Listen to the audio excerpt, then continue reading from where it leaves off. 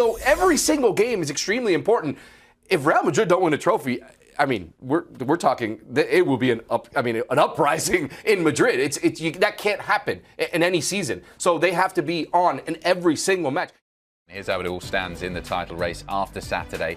Barca face Real Sociedad on Sunday with a chance to go back top by a point from Atleti, but they've got to win that game. Let's focus on the title race to start with. Real Madrid are going to be thinking, what on earth have we done here? Yes, tough for them, right? I mean, and obviously all of these teams had reasons to look at these fixtures, thinking about Champions League midweek. All of these teams had reasons to worry with these matches, playing difficult sides, a lot of them on the road. It's not easy. Atleti playing at home against a side that hadn't lost in 16 matches in La Liga.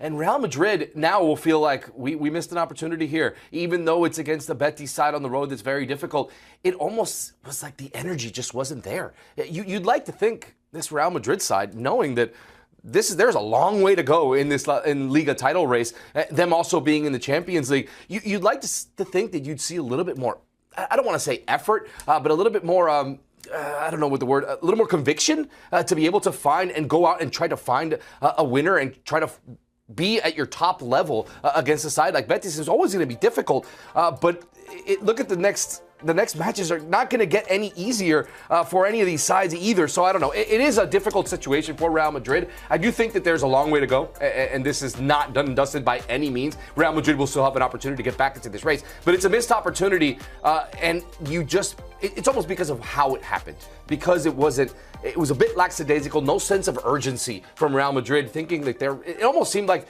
they're up in La Liga by 10 or 12 points like we've seen them in the past with the attitude that they had towards this match. We'll talk a bit more about Real Madrid in just a second to recap their game, but let's focus on Atletico Madrid. It was a game when we were watching it throughout that it kind of was calling for a moment of quality for both sides. They were creating opportunities, but there wasn't that spark for Atletico Madrid. Luckily, they were able to call on Julián Álvarez about 57 minutes when he came on, and he was able to turn the game. And it must have been amazing for someone like Diego Simeone, who's made that call to rest a player like that, to bring him on, and he scores the winning goal. Yeah, it's credit to Simeone, right? It's not easy in a match where you know that you need to win to continue on in this fight for La Liga in a very difficult race against your two biggest rivals.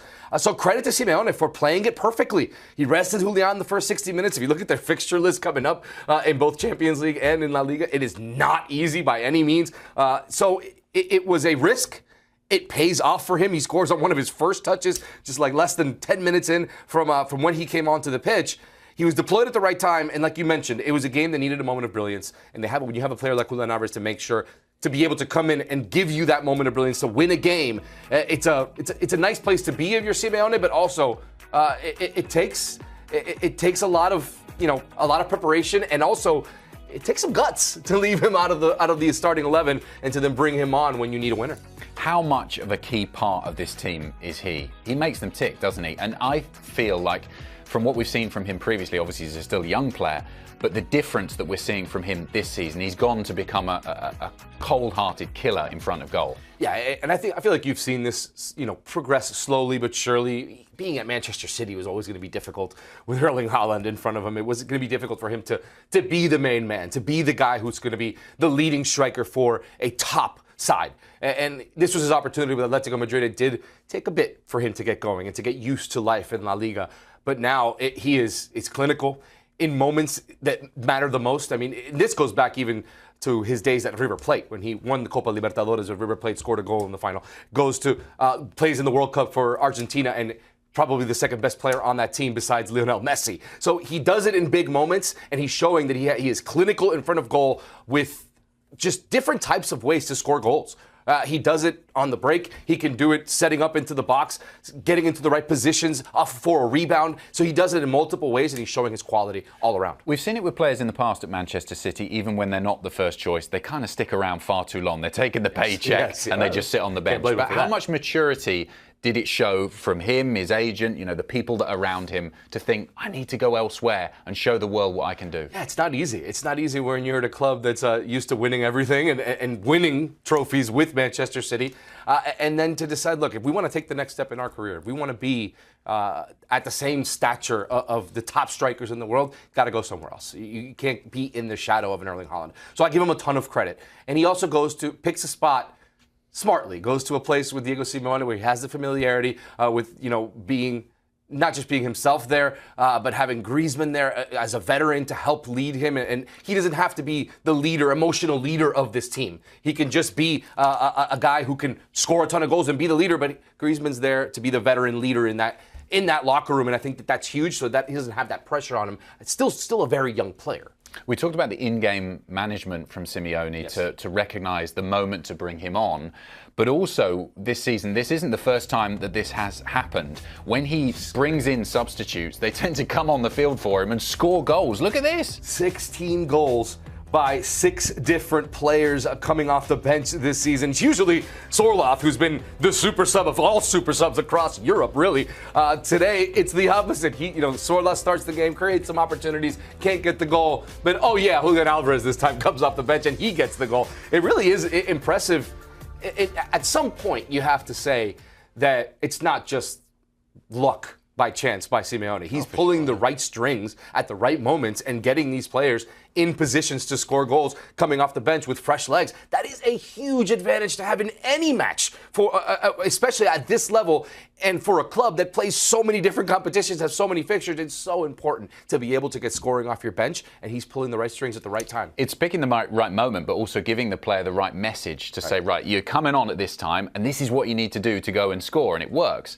Let's talk a bit more about Real Madrid, because it was such a frustrating afternoon for them. We had 2 wily old foxes going head-to-head, didn't we, Yes. on the touchline, Carlo Ancelotti and Manuel Pellegrini. You could make the point today that Manuel Pellegrini outcoached his rival. A bit. I do think that if Real Madrid get the Vini and the Mbappe that we're used to seeing on a week-to-week basis, I do think that it would be a bit different. This match would have gone a bit differently. Pellegrini is a fantastic coach. We have to remember that, he's won at a lot of different places. He has been one of the top coaches in the world for quite some time. So he does have the ability to outcoach even a guy like Carlo Ancelotti. And I think to a certain extent he did, especially in that second half. He really was able to contain the midfield specifically of Real Madrid and a bit in attack as well. But I do think that if you got prime Vini, prime Mbappe in this match, it would have been very different. This is a very different side when Vini and Mbappe don't score. Really struggling, aren't they, recently? Yeah. This is their last 5 results in La Liga, just the 1 win in those 5 games. Why do you think Vini Jr. and Kylian Mbappe were so quiet today? Was it simply explained by the fact that they've got one eye on the midweek game? Maybe. I do think that it's different. But for me, that's not an excuse. If not, you're a because player like Kylian Mbappe or a player like Vini Jr., you've got to have a bit more pride in your performance against a side like this that you should be winning against Real Betis, and step up, get it done, and then play the game in midweek and play well there as well. Why can't you play well in both games? I mean, I agree, but it's clear that they lacked intensity. I mean, like I said earlier, maybe even a bit lackadaisical. It could be fatigue. I guess it's understandable with fixture congestion, but that's not an excuse when you're Real Madrid. That can't be an excuse when you're Real Madrid. This is a club that expects to win every single match that they play, and at the very least, be at their top level every single match that they play. You could say that's maybe not possible for every single match when they have this many matches in a season, but Kylian Mbappe can't be at a level where he's not running a ball out, where Vini Jr. can't be in a game this important, not be pressing and pushing to the very end. It can't happen, especially in a tight La Liga race where, this could be, Real Madrid is in a position right now where they can go without a trophy this season. They can win a couple, but they can also go without winning any trophies this season. So every single game is extremely important.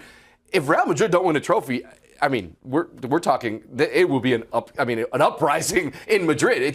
That can't happen in any season. So they have to be on in every single match. Is that too much to ask for a guy like Kylian Mbappe? Maybe, but he has to do it because he's a star, and that's where he is right now. Up until this weekend, most people have still been saying that Real Madrid were their favourites to win the La Liga title. How much of a killer blow is this performance?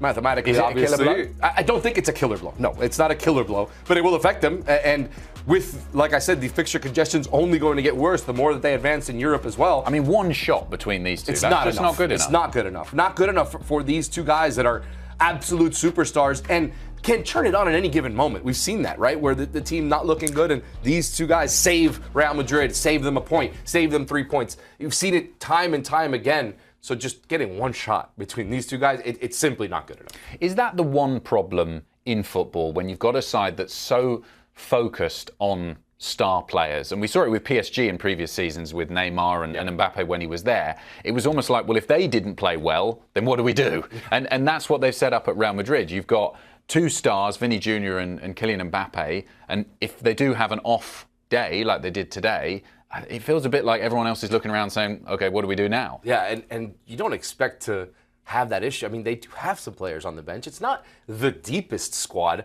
that we've seen Real Madrid have, or it's definitely not the deepest squad in all of Europe, but they have enough to be able to, okay, if Mbappe doesn't have a good game, if Vinny doesn't have a good game, and there's guys, Rodrigo, there's Endrick, there's loads of midfielders that, and granted they have some injury issues as well, but there's enough on that squad to be able to make up for the lack of scoring of your superstars. They're not going to score in every single game. They're not going to assist in every single game. You need more from the rotation players that really make up this Real Madrid squad.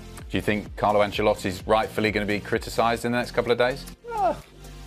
Or does everyone forget if they go and beat Atletico in the Champions League? Because this isn't a fatal blow to their La Liga season, and they're still, 2, maybe 3 points back, depending on what happens with Barcelona tomorrow. I think that they move on. It's such a big match against Atletico Madrid. I think that if they're able to go and win that first leg, I think that the noise will quiet down a little bit for Ancelotti. Okay, so frustration for Real Madrid. Atletico Madrid getting the job done. Here's the confirmation of the games on Saturday in La Liga. Rayo Vallecano and Sevilla playing out a 1-1 draw. Confirmation the defeat for Real Madrid against Real Betis 2-1 in that one. 1-0 for Atletico against Athletic Club. And then coming up on Sunday, 10:15 a.m. Eastern, can Barcelona do it against Real Sociedad?